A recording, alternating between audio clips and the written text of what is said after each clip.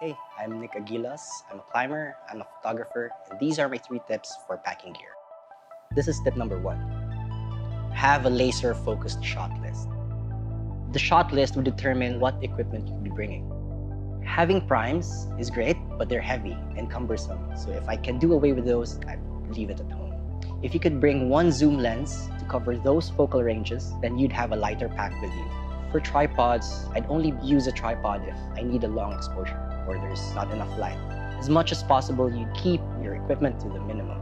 Tip number 2, never rush in packing gear. It's best to pack 2 days, 3 days, or a week in advance.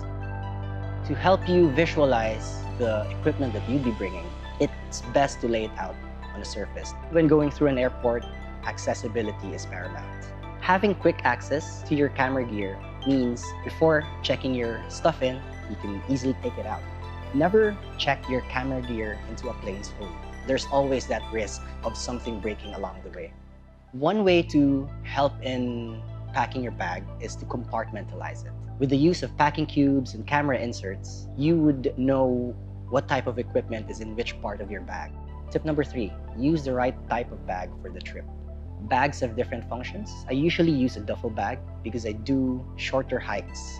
It gives me quicker access. When you open the lid, everything's laid out in front of you. For mountaineering style backpacks, they load from the top itself. All your non-essentials are packed at the bottom and the essentials at the top. The benefits of having a backpack as opposed to a duffel is it's better on your back.